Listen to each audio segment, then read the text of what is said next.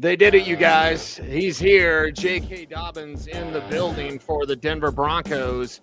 What does it mean for this team? And man alive, mandatory minicamp. Pretty exciting for you today, mate. Yeah, we're watching the running backs. We're watching them work. And then right after practice, you're finding out that those running backs out there are about to have a new teammate. J.K. Dobbins, the man right there, the man working against the Broncos last year, now is going to be a part of them. And so you're looking at Jaleel McLaughlin, you're looking at Audric Estime, you're looking at Tyler Bidet. Blake Watson still, as was the case last week, not out there getting reps. So someone's going to be without a chair because J.K. Dobbins is around in all likelihood.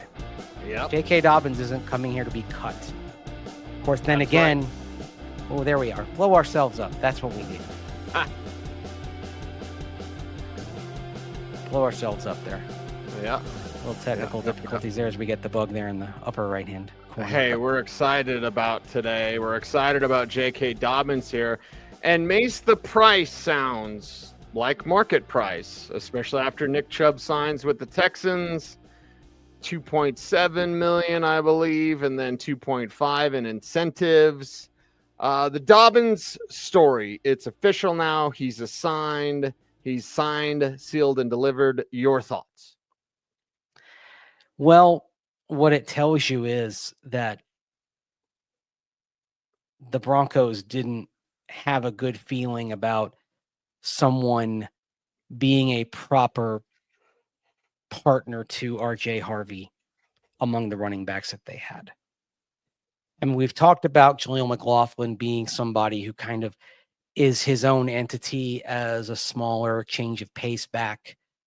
But among the other guys who were there, that they did not feel like one of them was going to be the answer partnering with RJ Harvey. And certainly you go back to the league meetings, Sean Payton talking about wanting to see what those guys on hand had, and then saying a couple of weeks back that Audric Estime was going to get chances. And by the way, even today, reiterating that those guys were going to get their chances, the guys on hand. That's something that he's not retreating from. And in fact, got a little bit testy when talking about running backs, and then he, started getting into how, those of us in the media were counting reps, that kind of thing. Let's go ahead and play that quote, that exchange between him and Luca Evans of the Denver Post. We'll play that full exchange here, and then I'll continue with my thoughts on the subject. Don't start counting. No, don't start counting. I've heard you guys counting, and it's like, don't count, because half you'll be wrong. Let's just see what they do. What are you looking for? I'm looking forward to see how they play, and they're going to get opportunities. I said it earlier, much earlier. I said, look, Audric's going to get opportunities. All right, we've seen Jaleel, but don't try to figure out the club right now. It's way too early. You can go ahead and try, but you can try to figure it out. You can try. But here, I always say focus on what they do, not what they say. What they did is they just signed J.K. Dobbins. J.K. Dobbins is the highest paid running back in the room. J.K. Dobbins is not being brought in to not make this team. J.K. Dobbins is the most experienced running back in that room. J.K. Dobbins did tail off production-wise as the season went on, but got off to a very good start. And J.K. Dobbins is probably taking somebody's job. And so, again, I go back to kind of what Sean Payton was saying back at the league meetings, that he really wanted to see what the running backs had on hand. If he were satisfied with what the running backs on hand were doing, would he have made this move here at the end of offseason work? I would say no. No, not at all. And with Dobbins and Mase, the first thing I thought was, oh, he's the best in pass protection right now. Yeah. It's a big deal. It is a big deal. And you and I said it's nothing against RJ Harvey, but rookies usually aren't great at pass protection. So J.K. Dobbins allows you to sleep better at night, knowing that you can put him out there on third down. And if he has to stay in the pocket and block and keep Bo Nix upright, that he can do that. That it's not a tell when he's out there that he's going to go out there and run a route on third down, or when you're in 2 minutes at the end of the first half at the end of a game. So he's the guarantee on the box that allows you to sleep at night. At minimum in this offense, he's going to be Samaj P. Ryan 2 years ago. That's fine. Oh, yeah, minimum. Yeah. And what did the Broncos pay Samaj P. Ryan last year, or 2 years ago? Pardon me, when he was there. Of course, he was on the team back in 2024 camp, and he ended up being cut and then moving on to Kansas City. What was Samaj P. Ryan's cap figure back in 2025? Or might have actually been a little bit more. That's just the top of my head, but I see him as a pass catcher who can come in 40 plus passes, and then if he led the team in rushing, I wouldn't be surprised. Yeah. Okay. Samaj P. Ryan, his earnings, his overall earnings from the Broncos end up being $4.5 million. So if J.K. Dobbins hits all the incentives with the Broncos, he makes 5.3. But if his or 5, or is it 5.3 if he hits all the incentives, right? Or 5.25? My bad. 5.25, I believe. Either way. Yeah, either way. But if he doesn't hit the incentives, he ends up coming in at less than Samaj P. Ryan would have. So let's say J.K. Dobbins ends up being the Samaj P. Ryan part of the running back tandem. And that means he probably doesn't hit those incentives, or not all of them, and he ends up being somewhere in that $3 to $4 million range. That's pretty fair pay for what you're going to end up getting. And it's why I would say, okay, I don't necessarily see him being RB1 in this, even though you're bringing him in. It changes the complexion of the room, and this move might be everything to the outcome for Audric Estime or Tyler Bidet or Blake Watson, but I don't necessarily think it's everything in terms of impacting RJ Harvey. I would actually sit here today, Cecil, and say RJ Harvey still ends up leading the Broncos in touches, rushing yards, and yards from scrimmage among running backs. Depends on how many games Dobbins plays, in my opinion. I see him as 1A and 1B. Mm-hmm. So it's kind of like two RB1s. I don't think that's sitting on the fence. I think that's just Mark Ingram, Alvin Kamara. And looking back at, of course, we know about Kamara's first year and the 201 touches and the 81 receptions. Well, looking back at Mark Ingram during that season, 230 rushes and 58 catches. So I don't think Dobbins gets 230 rushes and 58 catches, but if you got 200 carries and 45 catches, that might be somewhere in line. So who's your A? Who's your B? Do you have Dobbins as your A or Harvey as your A? Right now, because I don't know his pass protection, it's Dobbins. Okay.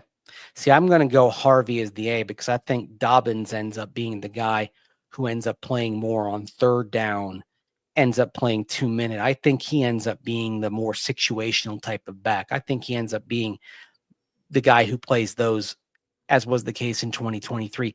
He plays those Samaj P. Ryan snaps, and RJ Harvey plays more first and second down snaps. And that's why I'm going to go RJ Harvey as RB 1A, and then J.K. Dobbins as 1B. Hell of a combination, though. Yeah, could be something terrific. Could end up working brilliantly for the Broncos. Of course, the other thing on that is, can J.K. Dobbins stay healthy? That's the question. Now, if he's the B, the answer's better. It's another reason why I think I would also tilt toward RB 1B for J.K. Dobbins is the injury history. I would get a bit nervous about asking him being the A part of a RB 1A 1B combination, just because of that history. The fact that he's missed more games than he's played in his career, look, that's why he's sitting on the market. You look at a running back who has been this productive on a per carry, per touch basis. I mean, someone who has a 5.2 yards per carry average sitting on the market until June 10th. Why? It's because he's missed more games than he's played. That's the entire reason. So a guy who's played 37 games and has scored 22 total touchdowns, objectively productive. The only reason he's out there is because of the injury history. So, and by the way, I mean, wasn't it funny how everyone was like, when he left the Broncos without a deal last week, and people were like, oh, that means he's not coming. And it's just like, okay, wait a minute. Like, I think even the title of our show last week was very indicative of the fact that J.K. Dobbins was almost certainly coming here eventually. We titled it as though it was all kind of a fait accompli, you know? Yeah, that's not how this business works. The business works is like, what do you want to pay me? I'm going to look elsewhere. Yeah. And then Nick Chubb signs. I really think that Chubb deal prompts this deal to happen. He's the last one left of the two backs that were out there. It was the deadline that spurred the action, and then it basically left him, like you and I said, as the last item on the shelf of the last of the viable running backs that you could really consider a potential RB1. I mean, even if it's a 1A, 1B, no one else out there was a potential RB1, at least somebody with whom you could start the season. So that's why you had to go ahead and make the move if you were interested in somebody there. But again, if the Broncos had seen what they wanted to see from the running backs on hand, you wouldn't be making this move, because this is adding something to your salary cap. I mean, if Audric Estime had been all that, you wouldn't need J.K. Dobbins. I mean, sure, a veteran, that's a security blanket, but if Audric Estime had provided what the Broncos wanted, you wouldn't have needed to bring in J.K. Dobbins. I mean, Estime was out there today. I mean, he had a couple of plays today. Took some handoffs from Sam Ehlinger. Had a couple of plays, but I took the handoffs from Sam Ehlinger. So make of that what you will. It's not nothing. It's not everything. It's not everything, but it's not nothing. Right. We're not counting. We're not counting. That's Sean Payton said. Luca is his name, the new Denver Post guy. Luke Evans. Yeah, he's a good dude. Had some nice conversations with him. He's sharp. Welcome to Sean Payton. Yes. Yeah. Everyone needs that moment. We've all been on the business end of Sean Payton. Yeah, you just kind of smile and go, couple of years. Been there. And the thing is, like, he forgets it the next day. Like, he forgets it the next couple of days, but then, like, he remembers that 12 days ago he made the comment about Audric Estime. He's going to get the snaps, opportunities, because that was the response to the question I asked him 2 weeks ago about Audric. Like, I'm glad I got that question in when I did. And it's interesting because I asked that after a day where Audric was rotating in with, he was rotating in. He was taking handoffs from Bo, whereas the last couple of practices, it's Sam Ehlinger handing him the ball. So that's, again, it's not nothing, but it's it's because there is liberal rotation from day to day. Mm-hmm. But again, if they were satisfied with what they had, you wouldn't be looking at J.K. Dobbins today. I mean, I should probably go back and find that exact that exact quote, because it was very interesting. It was part of the response that he had when I asked him just about running backs in general and kind of and what he was looking for heading into the draft, because it was down in Palm Beach, because obviously it was what was on everybody's. It was what was on everybody's mind. Heading down there, right? Like, hang on here. It's always great when I look up something live on a show, right? Always great when I look up something and we're doing this right now. I might not be able to find it, but oh, there it is. Here it is right there. Make no mistake about it. We're wanting to see our group at home get these opportunities now. He said that on March 31st down in Palm Beach. That was at the end of a very lengthy answer about what traits he's looking for when he studies running backs. And so he came back to the opportunities thing with Audric Estime 12 days ago, and he came back to it again today. So there are going to be opportunities, yes, because they're going to rotate liberally through, but you're bringing J.K. Dobbins, and he's going to get some reps. Make of that what you will. Now you've got a bunch of backs vying for one position, and Jaleel McLaughlin's kind of just different from everybody else. Yes. And the nice thing is J.K. is he's got some power to his game. Yeah. Which matches Harvey, so they work in tandem. Yeah. They're jigsaw puzzle pieces whose skill sets and strengths and weaknesses actually kind of mesh pretty well. Mm-hmm. So it's a bad good news for Estime today, though. Yeah, it is. He's the most the other way. Yeah, he's the most affected by this. I don't think there's any question, because Tyler Bidet, he probably can pass through the practice squad pretty easily, and then if you need him, you just bump him back up. I don't think it probably changes much about the potential outcome for him and where he fits. But for Audric Estime, I think this is a complete game changer. And Bidet has a well-rounded skill set. Yeah. And Estime to this point does not. So tough day for him. It's a rough business, that's for sure. Yeah. Now, an abbreviated show today. We've got plenty of mandatory minicamp information coming for you all week long. Behind the scenes, just so our audience knows, we got a bunch of stuff you and I are working on for the downtime for these shows. So everyone hang tight. Of course, Mace's report will be available at denversports.com. But Mase, super quick, before we're out of here, how can folks help us out? Like, comment, share, subscribe. Hit that notification bell. So that you never miss vid.